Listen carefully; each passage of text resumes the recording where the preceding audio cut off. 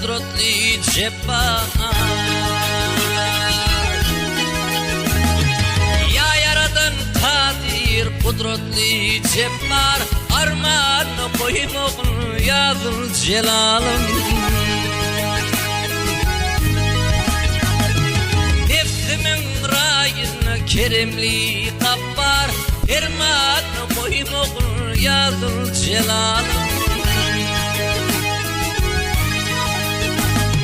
Nefsimin rayını keremli kappar, ermanı koymoğun ya Zülcelal'ım. Tenim dertli kılma ölümle kallar, tenim dertli kılma ölümle kallar. Kevnim inip koyma acı yalama,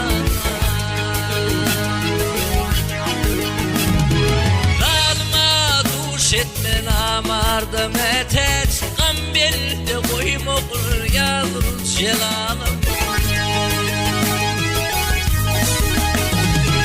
Ya Zülcelal'ım, ya Zülgaffar'ım, hey.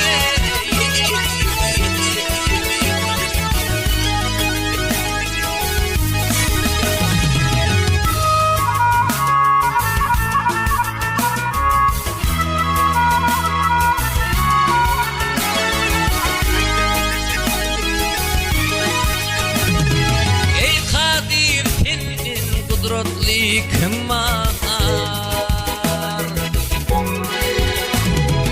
Ya yaradın senin kudretli kim var?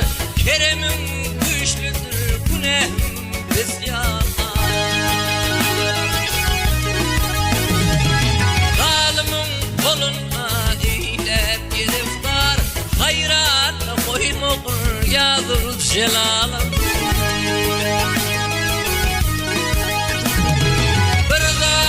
Koluna eylep giriftar, hayratla koymoğun ya Zülcelal'ım.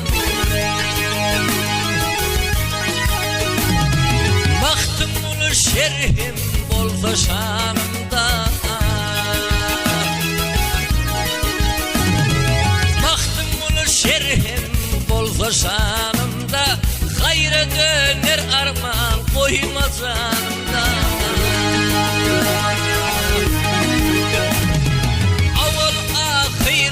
Düşmanın yanına şermelde koymoğun ya Zülcelal'ım. Avala hayır dost düşmanın yanına şermelde koymoğun ya Zülcelal'ım.